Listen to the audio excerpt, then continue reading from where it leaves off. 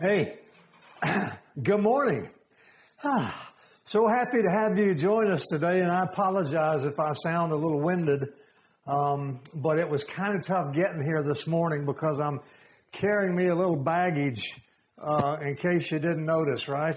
So let me just take a second to take this off because it's really heavy. Wow. Whew, that's better. Man.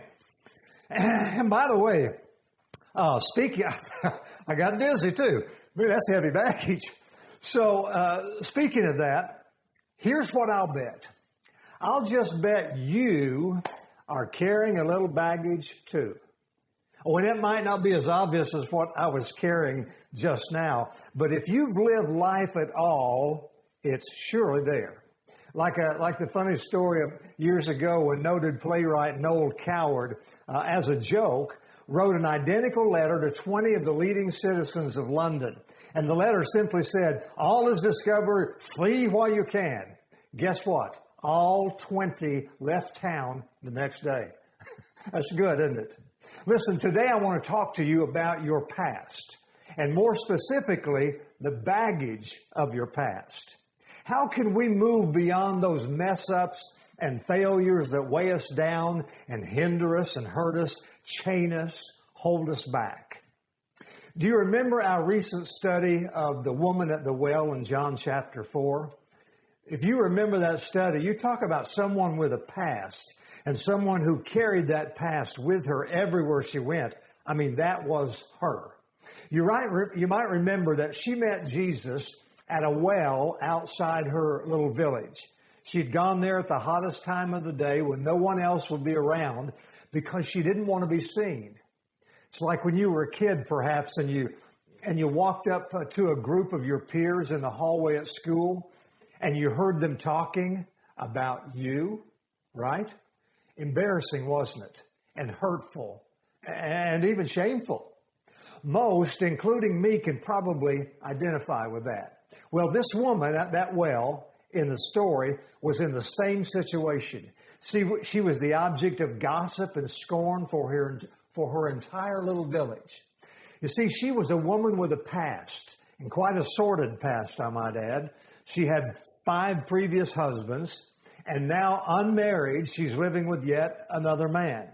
So she arrives at this well, and much to her surprise, and no doubt to her horror, there stood a man. And not just any man, it was Jesus. And then, to make matters worse, Jesus approaches this woman and engages her in a conversation. Now, how many of you know, especially if you remember that story, that was the last thing she wanted to have was a face-to-face with the Son of God. And by the way, this was totally unheard of for a Jewish rabbi to talk with a woman, and a Samaritan woman at that. But he does. Yet it's not nearly what she imagined or what she feared. Because Jesus doesn't condemn her when they talk. He doesn't disrespect her. In fact, he listens to her and treats her with great dignity as a person of worth. And she no doubt is thinking, well, thank God he doesn't know what kind of woman I am, or he wouldn't be talking to me this way. But he does know what kind of woman she is, doesn't he? The problem is she doesn't know what kind of woman she is. She has yet to learn that she is an incredible person of worth, God's beloved. I want you to write down a couple of words this morning as we talk about getting rid of our baggage, will you? And the first one I want you to write down is the word shame. We're all familiar with that. This woman, in fact, was labeled. She was deemed immoral and unfit, and everywhere she went, she was shamed and looked down on because of her past.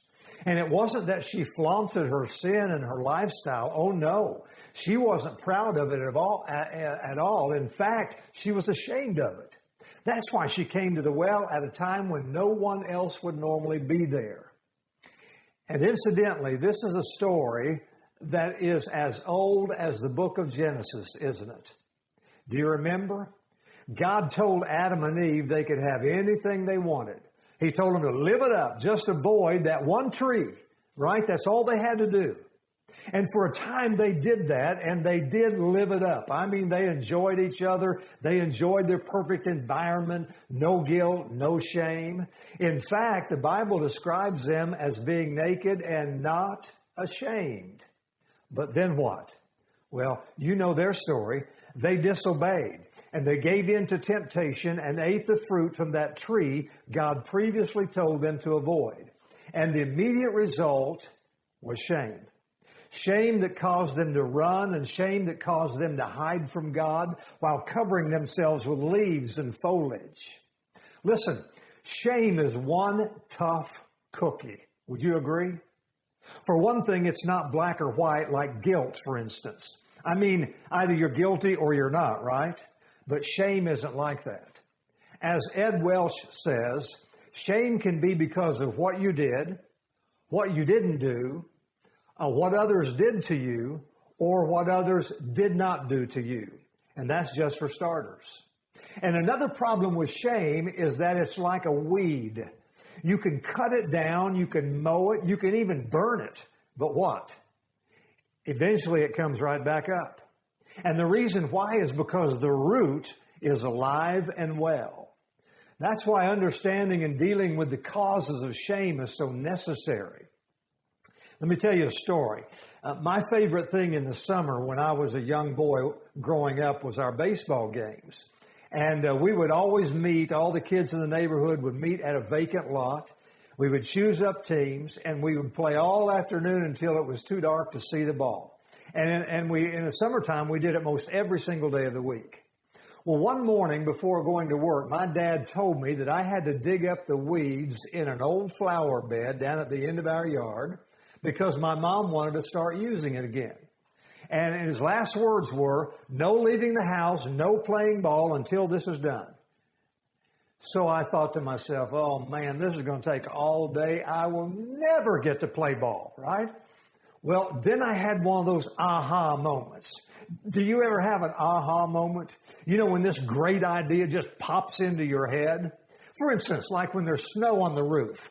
And you Florida folks wouldn't understand this illustration quite so much, but when there's snow on the roof and you talk your little brother into using a piece of cardboard for a sled and go off the roof.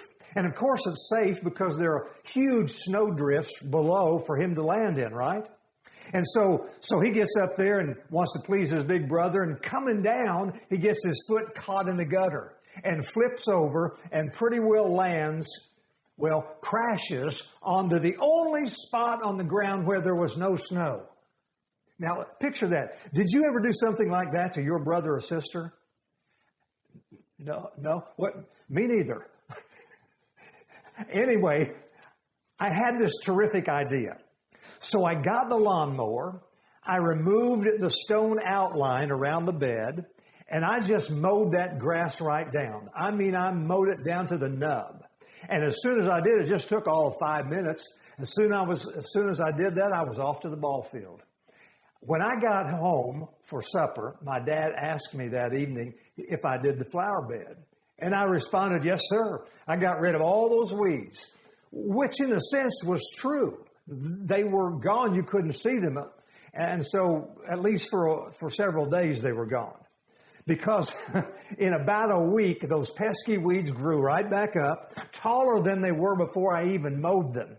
And when my dad came home from work and noticed that, well, let's just say I didn't play ball for some time after that. You get my drift? But I'll tell you what I did do. I learned me a lesson about gardening, and that is you have to pull weeds up by the root, right? So here's the question. What are the roots of your shame? Where does it come from? Where do you need to do some gardening, if you will? Let me share one root with you, and it's not the only one, but it may be the tap root of all. I want you to write down this second word, not only shame, write down the word guilt. Let me read a few verses to you from John chapter 4 about this woman at the well. When a Samaritan woman came to draw water, Jesus said to her, will you give me a drink?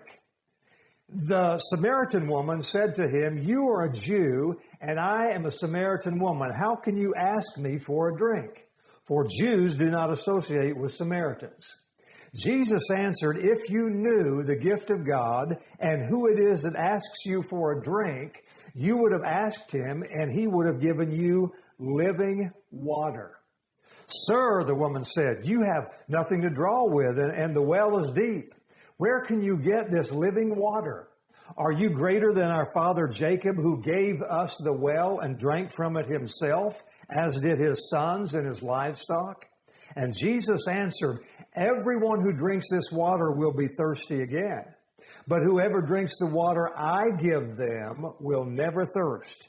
Indeed, the water I give them will become in them a spring of water welling up to eternal life.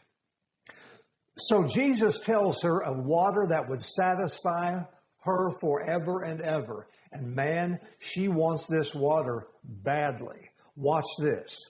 Jesus goes on to say, go get your husband. Her response was, I have no husband. Yep, you've had 5, and the man you're with now is just a live-in. You see, Jesus knew she was overwhelmed with shame. And the only way for her to get past that past was to confront and deal with her guilt. The only way for her to get well was to get real. And interestingly enough, in this confronting, Jesus never focused on her mistakes, did he? Rather, he focused on her desire to experience God's love. Because Jesus knew that she had simply been searching for love all of her life in all the wrong places. She didn't need a man nearly as much as she needed a God. And here he was standing right in front of her. By the way, when Jesus first told her of living water, she was not really convinced. The Bible says she thought to herself, how can it be that I will never thirst again? But Jesus knew that was not the real question that she needed answered. The deeper question of her heart was this: how can it be that I will never hurt again? That I will never be consumed with guilt again about my past or even my present? Now, here's the deal. One absolute necessity for overcoming a not so pleasant past is to realize that nothing I have ever done or will ever do can alienate me from God's love and forgiveness. Let me say that again. Getting past my past, I have to realize nothing I've ever done or will ever do can alienate me from God's love and forgiveness. Because forgiveness has always been the heart and plan of God from the beginning. Think Adam and Eve in the garden again. When they failed God by eating from that forbidden tree, what did God do? He covered their nakedness and their shame with animal skins, didn't he? That's why Jesus is described as the Lamb slain before the foundation of the world. When Jesus went to the cross, now think about this. He was simply fulfilling what was intended from the start. Think about that just for a moment. When he went to the cross, he was simply fulfilling what had already been planned in the heart of the triune God eons before. God was able to remedy humankind's greatest need, listen, before humankind ever knew that need existed. My goodness, what a God. Yes? Mike Riddell tells the story of a man named Vincent who has fallen in love with a young woman named Marilyn. Neither was seeking a relationship, but a relationship seemed to be seeking them.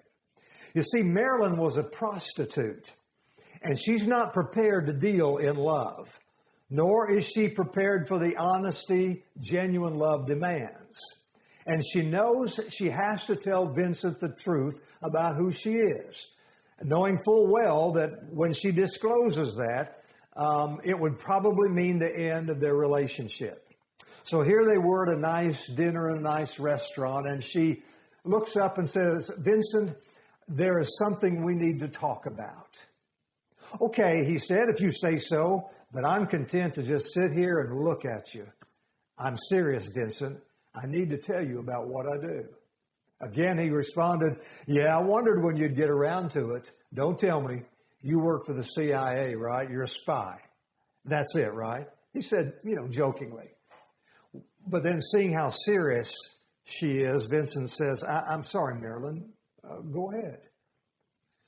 She responded, I don't know any other way to say this, Victor, but I'm a prostitute. I sleep with men for a living. I'm a professional. It's a business. Marilyn quickly lowered her head and nervously moved her salad around on the plate. The silence was eerie, and the fear was almost too much to bear. Finally, Marilyn looks up, and Vincent is crying. I mean, tears are racing down his cheeks, and he's biting his lip to try to stop him from sobbing out loud. I'm so sorry, Vincent. I didn't mean to deceive you. I'm so sorry, Marilyn said. Vincent can't even speak. I mean, he wants to, but nothing's working for him. He's looking at Marilyn, at her beautiful face, at her eyes, taking it all in, and there's just more weeping and weeping and weeping. She finally reaches over for his hand, and Vincent looks up, trying to speak, but it comes out incoherent because he's so overcome with his emotion. But he continues. It's one phrase he tries to say again and again and again. Finally, he gets it out. I love you. Again, he says, I love you. And the third time, he says through tears, Marilyn, I love you. And this is the worst thing Marilyn has ever heard in her life. I mean, she wants to scream or break something or jump up and tip the table over and just run out of the restaurant. Instead, this continental shelf rips loose within her, and she begins gulping and moaning and crying in a way she had never done before. And Vincent embraces her as they lean foreheads together and again assures her, Marilyn, I love you. With all my heart, with all that is within me, I love you. Marilyn expected Vincent to reject her, didn't he? Pull away from her. Have nothing else to do with her. But watch. Vincent did what Jesus would do, didn't he? Now watch. He looked beneath her behavior and saw her. Her and her longings to be loved, her longings to be accepted and to be deemed worthy. That's why instead of criticism and rejection, he gave her affection and grace-filled love words. And guess what? She received them with all that was in her. You see, the issue is not that God can't forgive me or can't forgive you. The issue is not that God won't forgive us. The issue is, will we accept and believe that he has forgiven us? Because freedom from the past and freedom for the present cannot be until we accept the truth. Which is partially why Jesus said in John 8:32, and you shall know the truth, and the truth will set you free. Now, a lot of people misquote and misuse and misrepresent that verse. I see it happen all the time. In all kinds of secular movies, someone will say, well, the truth will set you free. That's not really true. The truth won't set you free. Here's what Jesus was saying. He said, and you shall know the truth, and the truth that you know will set you free. That's the key to the verse. All the truth in the world won't set you free until you know that truth, till you know the kind of truth that sets you free. It's like that woman at the well. She had truly messed up her life, hadn't she? I mean, and yet here comes Jesus meeting her right smack dab in the middle of all that mess. And he leads her to the truth. He leads her to himself, and she gets it. Which makes it no wonder that she just dropped her water bucket, the Bible says, and she ran into her village screaming at the top of her voice, come see this man who just told me all I ever did. I have found the Messiah. Come see. Guilty over her past? Nope. Shame from her failures? Not anymore. Now all she can think about is her future. Her muddled and mistake-ridden past has driven her to a man like no other man. And she wants everyone around her to meet him. And watch this. Here's what happens when you discover the truth and get set free from your past guilt. Others get blessed through you. Others who live with guilt. others who suffer with shame, folks who are a little messy, who don't really have it all together. They get delivered and free just like you are, or because you did. Let me give you a great verse. Romans chapter 12, verse 16 says this: "Do not be haughty, but associate with the lowly." Now that word lowly there does not mean inferior. Rather, it refers to people that society continues to resist, or that culture often relegates to second class, like minorities oftentimes in our culture, or the LGBTQ community, or the poor, or the homeless, just to name a few. That's why the church, more than ever, must be a place where all people are loved and all people are accepted and all people are shown mercy and grace. Right? All right, let me give you one more story. It was Little League baseball championship time for 10-year-olds. One young man named Carl was so excited he invited his whole extended family to come to the game, and they all came. Aunts, uncles, cousins, parents, grandparents, all of them. Well, it's the bottom of the last inning, and it was a nail-biter.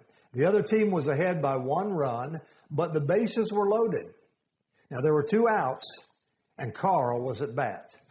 If he made an out, the game would be over, of course, and his team would lose. But if he walked or got a hit, they would win the championship. Well, the first pitch was a swing and a strike, and the other team's fans cheered loudly, but Carl's family and the fans did too. The next pitch was a strike, or a miss rather, and it was strike 2. "No problem, Carl," his family yelled. "You got this. You can do it, Carl. No worries." Well, man, things came alive then in that little ballpark. Pandemonium broke out as both teams and their families were yelling back and forth at each other. Carl's family and team were encouraging him. The opponents were taunting him. No one could even hear themselves think. And then as the pitcher wound up, the stands got deathly quiet, and wrinkles appeared on little Carl's forehead as the ball left the pitcher's hand. When the ball arrived, Carl swung with all of his might, and bam! The ball hit the catcher's mitt as the umpire yelled, "Strike 3, you're out." Not only was Carl out, but the game was over, and the championship was lost. And in Carl's mind, he was to blame. The winning team went crazy. Fans poured on the field. You've seen those things happen. Everyone was dancing, laughing, cheering, celebrating, except for Carl and his team and the fans. Well, after a while, everyone left the field except for Carl. He just stood in the batter's box, all alone, feeling disgraced. Suddenly, someone yelled, "Okay, Carl, play ball." Startled, Carl looked up and his entire family was spread out across the field. No one else was in the stands and no one was anywhere, but his family was all across the field. Grandpa was pitching, Dad was catching, Mom was at first base, aunts and uncles and cousins occupied all the other spots. "Okay, Carl, pick up the bat and get ready." Well, a little reluctantly, Carl picked up the bat again and Dad threw the ball. Carl swung and missed. In fact, he swung and missed 7 times in a row. Finally, on the 8th pitch, he connected. Mom must have lost it in the sun because it went through her hands at first base and into the dugout. "Run, Carl!" And around the bases he went. There was an overthrow at second, so Carl kept running. The same thing happened at third, and he kept running. Finally, Carl raced toward home with catcher Dad waiting for the ball to tag him out. But just as Carl reached home, the ball hit Dad's glove, and mysteriously, it just fell out, and Carl was safe. Before he knew what happened, Uncle David hoisted Carl on his shoulders as everyone crowded around cheering for Carl. One person, by the way, who happened to be watching this amazing event take place, commented to a friend, "You know, I watched a little boy fall victim to a conspiracy of grace." And indeed he had, right?